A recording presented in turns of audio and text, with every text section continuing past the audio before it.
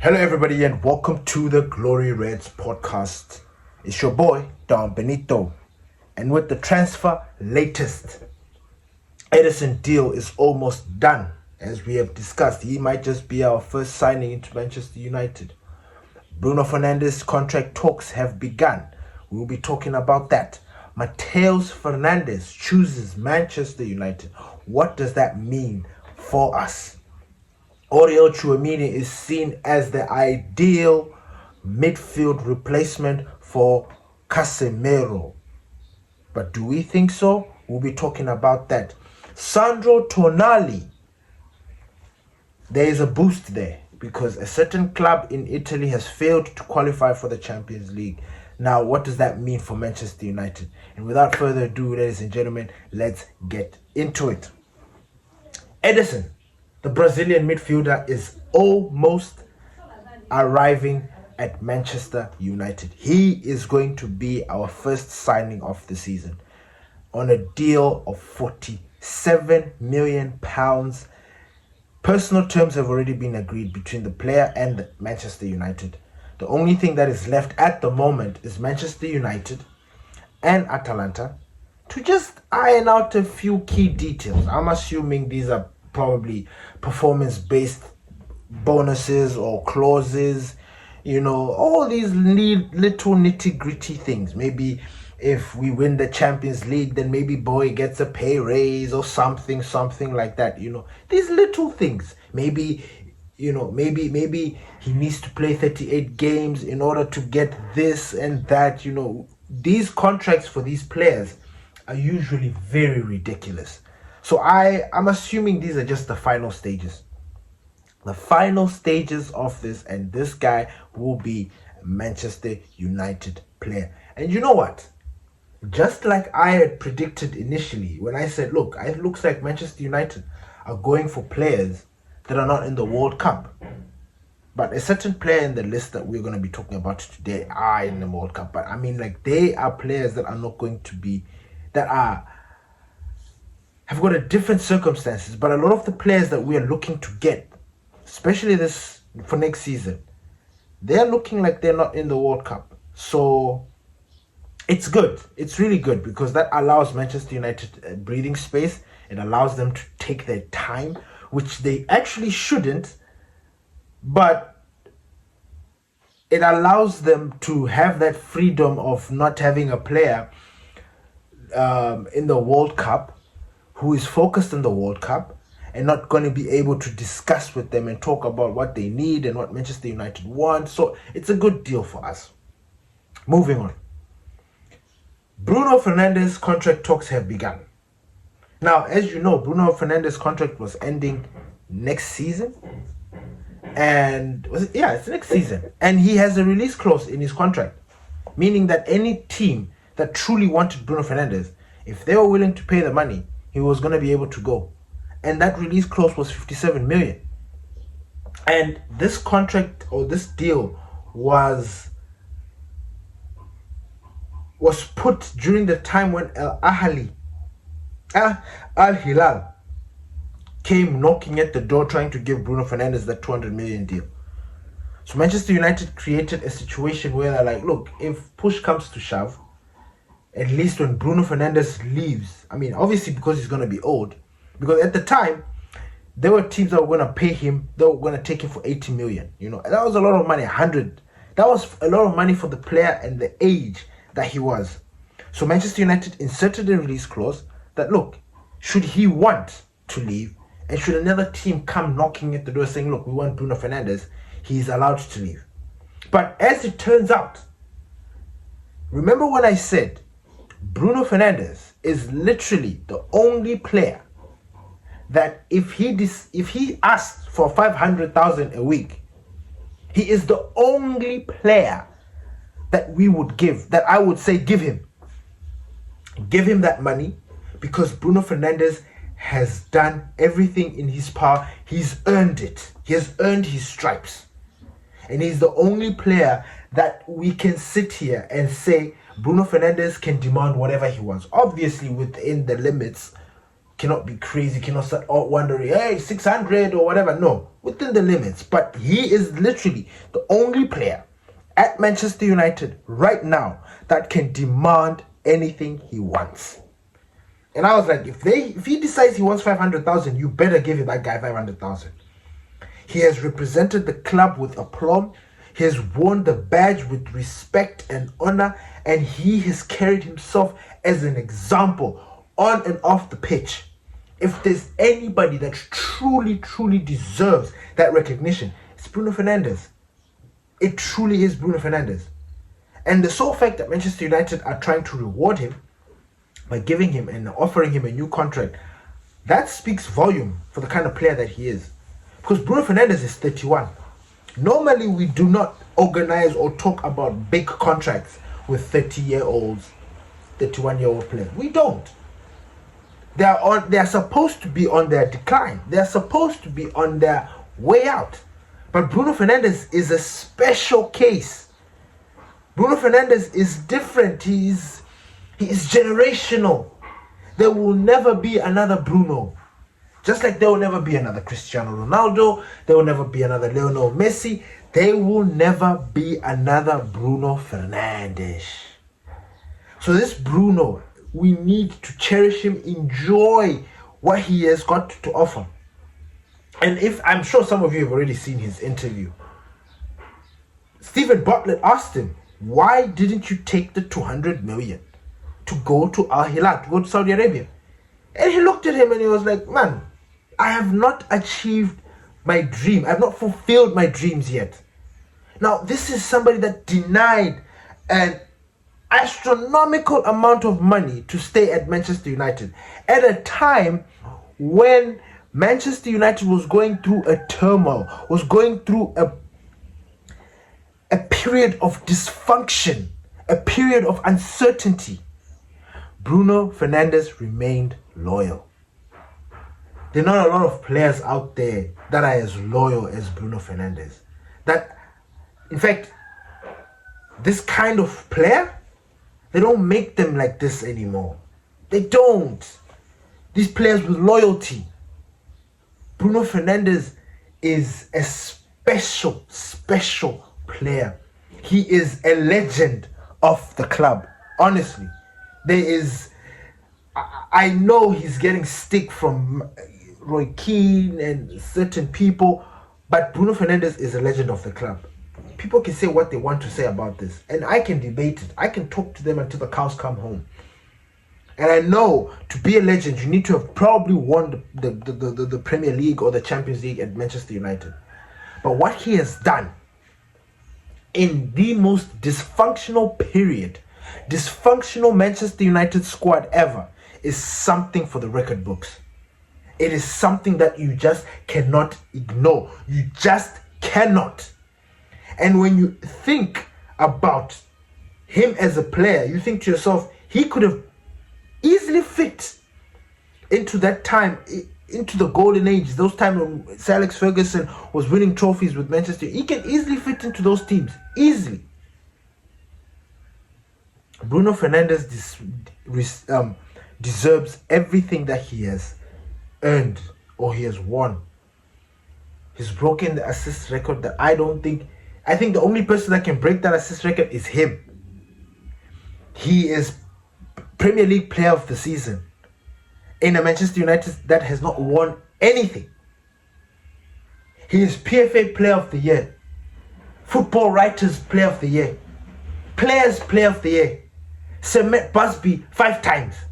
It is ridiculous. This guy this season has had an exceptional season.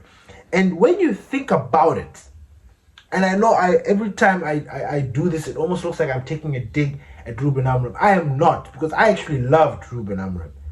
But during Ruben Amorim's time, when you look at the position that Bruno was playing, I know a lot of people say, no, Bruno's not a number 10. Bruno's a number 10, blah, blah, blah. In his latest interview, he's actually debunked that. He's actually destroyed that claim about the position that he likes to play. So already, I feel vindicated, but it's like, okay, you like to play in that position, but obviously we know that if you're deployed in this number 10 position, you're more lethal. During Ruben Amorim's time, he was played in that deeper role, next in that midfield too, and that reduced his output. And I'm sitting here thinking to myself, if Bruno was, let's just say Ruben Amorim played the system that we were playing right now, and Bruno Fernandes was deployed in that number 10 position, how many assists would he have had? How many goal contributions would he have had? Would he have broken this record way before the last day? Absolutely. I mean, I think he would have done a lot of amazing things. I truly believe it. So Bruno Fernandes is just special, and these guys need to give him a contract that he's happy with. And I saw it in the Diary of the CEO interview. He's not about money. He's about being a good person, leading by example, teaching his kids how to be around people, always trying to be a good person. So money is not really going to be an issue, but he deserves to be rewarded as somebody that is head and shoulders above the rest. He needs to be given that captain's salary. You know, he's on what? 350? Take it to 400 or give it to 450. Give him something, or show that appreciation that, look, Bruno Fernandes, we really, really appreciate you. And that contract, Bruno's 31. Bruno can play until 35. I know people will argue with this and say, but Bruno's genes are different. They're different. And before people start saying, no, Bruno's not fast, we know that we don't need fast players. Bruno's brain is faster than a lot of people's feet. So I'm excited about that. I can't wait to find out that Bruno Fernandes has put pen to paper. Manchester United has extended his contract, maybe 4 years. I don't know what they're going to give him. I don't know what they're going to offer him. But I'm really excited that Manchester United have already begun talks. So let's keep an eye out on that. Moving on. Mateus Fernandes, the midfielder from West Ham. West Ham have been relegated. It's bye, West Ham. The Yammers. They're gone. It's crazy to think so. But not really if you think about the season that they had. But there's some good that will come out of it. West Ham had got a fantastic 21-year-old midfielder. I watched him this season. I looked at him and I'm like, he's a good player. But I never knew that Manchester United were into him until they started making noise about him.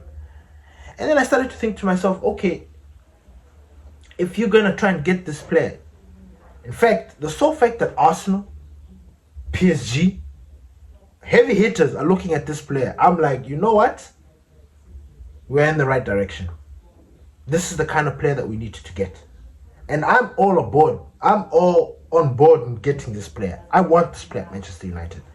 And the boost that I wanted to talk about is that this guy, this player, obviously he's an admirer of Bruno Fernandes, his namesake, but he has chosen Manchester United. He wants to be at Manchester United. He has put priority at Manchester United. And you know what that means. You know it. Manchester United want only one, the deal. They start moving even quicker for you when they know that you are prioritizing Manchester United. They want players that want Manchester United, because for a very long time, people were coming here only to come and get some cash or make this their retirement home or blah, blah, blah. Those days are gone. These days, the kind of player that needs to represent Manchester United is very special. Bruno Fernandes even mentioned it. The player needs to want to come to Manchester United. He needs to have the good character. He needs to have the good qualities. All these things. You know, he spoke of examples in other interviews when he talked about Declan Rice, that he is literally a Manchester United player. Off the field, no scandals, no nonsense. Just focus on the football. And then on the pitch, with around his players, very nice guy. So this Mateus Fernandes, the fact that he's choosing Manchester United, I think the sky's the limit. I think Manchester United can get this player. The only stumbling block now will be what West Ham decide to put on this player? Because initially they wanted double. They changed. Once they found out that they're being relegated, they started going crazy. Started saying that they want 80-something million pounds for the player. And I think when you think about the future or the potential of the player, that makes sense. That makes sense. I mean, we have got Carlos Baliba who's going for 100 million, and I know somebody else will go and get Baliba, but they'll pay less. But because it's Manchester United, there's a 100 million price tag on him. And the Baliba story has quieted down. I don't know what was going to do about Baliba. I don't know if we're going to get him. At the end of the season, when we beat Brighton there, I saw players going to Baliba. Baliba was even speaking to Bruno Fernandes. I'm thinking to myself, hey, is there an understanding here? Do these guys, are they looking forward to bringing Baliba? What's the story? I like Baliba. I really, truly do like Baliba. And I know people are not convinced by Baliba because of the season that he's had. But they've been mitigating circumstances. The quality of the player has not changed. You saw him when he came onto the pitch against us. The midfield fun that we were having had shut down. He was now there, causing all sorts of chaos. Baliba is a very good player. He's a quality midfielder. He is literally that hybrid that we need. But it's all about preference at this time. It looks like.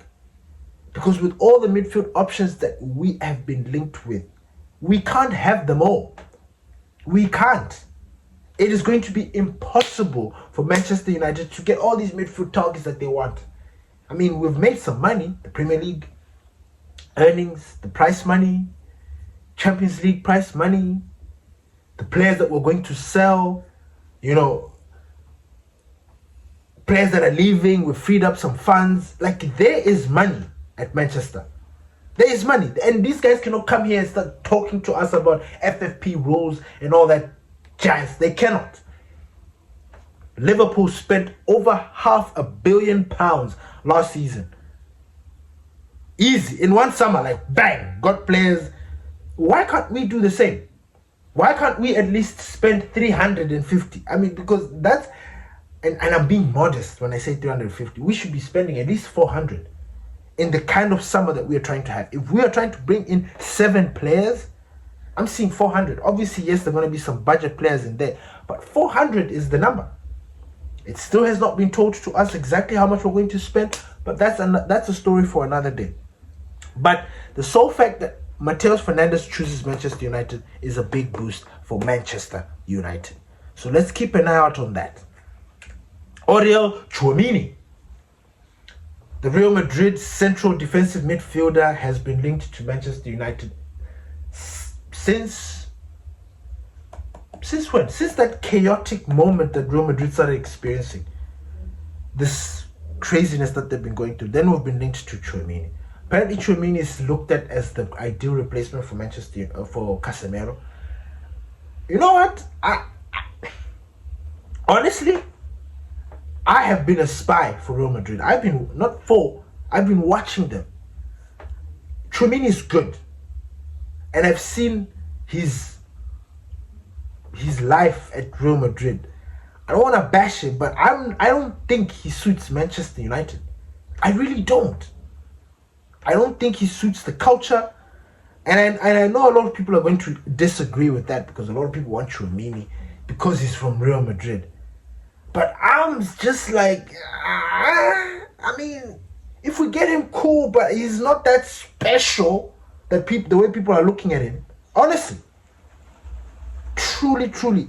Yes, this season he has been pivotal. He played a lot of games, but that was just because they didn't have anybody better. Tchouamine, before this season, had fallen down the pecking order. Am I crazy to think this or what? I don't know. He was being deployed as a defender. He was being deployed. It was wild. Under Xabi Alonso, Tchouamine was either a defender or sometimes a central. He wasn't that staple for Real Madrid. And if Real Madrid are selling him, there is a reason why. Real Madrid don't just sell players. You don't just go to Real Madrid and say you want this player unless they offer that player to you, unless they are getting rid of the player. And that right there is what people are not noticing. They're looking at it as an opportunity because Real Madrid want to sell. I get it. But why are they selling? If Tchouamine is as good as we think he is, or as we are saying he is, why are Real Madrid selling? Why are they trying to get rid of him? Why are they trying to bring in another midfielder in to replace him? Why? This is Real Madrid we're talking about at the end of the day, right? They are the pinnacle of signings. Or when it comes to transfer market, the players that they get are the creme de la creme. So why is Manchester United going to get their leftovers? Why is Manchester United going to fund Real Madrid? Unless you're going to start saying that, no, Real Madrid and Manchester United relationship, blah, blah, blah. That relationship is there. But that doesn't mean we need to go and get every Tom, Dick, and Harry that these guys don't want. I like the idea of Tchouamine, but I don't think he's all that we think he is. I think he's all right. Like, why aren't Real Madrid selling Fede Valverde? When you look at the scandals that were going on, Fede Valverde was the troublemaker. Why aren't they selling Fede Valverde? Sell us Fede Valverde. Why? Do you see where I'm going with this? And Fede Valverde is not even a central defensive midfielder. He's not what Tchouamine is. And you know, every team needs that. What's the plan with Real Madrid? Who are they trying to sell, or who are they trying to buy in that central defensive midfield position? Who? The person that they're looking at is the person that we should also be looking at. That's how it is. So I'm sitting here thinking to myself, look, I like the idea. Maybe, you know, we need the numbers. You know, Tchouamine, cool. We need to boast ourselves. But at the end of the day, I am not convinced that he is a Manchester United player. He might come and shock me. He might come and make me look like a fool. And I will admit it when I'm wrong. I'll be like, Lord, I got it wrong. Or maybe what I was seeing at the time was just a moment in his football career. Maybe things have changed. But I will only be convinced once I see him on the pitch. I'm sorry. England, La Liga, two different leagues. Two different leagues. Anyway, the next player that I want to talk about is Sandro Tonali. Sandro Tonali is also another player that has been linked to Manchester United. Like, we have been linked to so many players, but Tonali is one that has been shifting focus quite often. 1 minute we're looking at him, 1 minute we're looking at Ederson, 1 minute we're back at Tonali, 1 minute this is that. So it's a bit chaotic around these two players, especially Elliot Anderson and Sandro Tonali. But with Sandro Tonali, we have been handed a boost. This boost is because the old lady, Juventus, have not qualified for the Champions League. They were the team, apparently, that were in pole position to sign the player. They were calling his name. I don't know what it is. He was playing for AC Milan. Why would you want to go to Juve? You know, it's crazy. Or maybe Juve is the creme de la creme, is the pinnacle of Italian football, I guess. But apparently Juve were in pole position to sign him. Apparently Tonali wants to go back, which I do not believe. But somehow that narrative is being pushed that Tonali wants to go back to Italy. I don't understand it. He's playing in the best league in the world. Yes, he was playing for Newcastle, but Manchester United is looking at him. Manchester United have qualified for the Champions League, ladies and gentlemen. It is blasphemous that Tonali is thinking of going back to Italy. Now, we have been linked to Tonali also because of the similar reasons. Italy didn't qualify for the World Cup. Sandro Tonali is available. He is tipped to leave Newcastle this end of the season. Where is his destination going to be? He is a player that Manchester United admire. He was exceptional for Newcastle this season. He was doing his box-to-box shenanigans. He was causing all sorts of chaos. He's been good. But again, like I said, this at the end of the day, it's all about preference. Who do Manchester United prefer? Who do they want? Who fits into the Manchester United model? There was a story I read that Carrick had personally requested for Tonali. The manager wants the player, you don't give him. I don't know what you want. I don't know how you're going to. Anyway, that's for Manchester United to decide. But the sole fact that Juventus have failed to qualify for the Champions League gives us a boost. There are still Italian teams that are looking at him, but Champions League football was the lure. You know, these European players, these Italians or these Spanish, Champions League football is everything to them. So there is that pull that Manchester United now has that could tip the scale in our favor. So keep an eye out for that. Thank you, everybody, for listening to the Glory Reds podcast. Peace.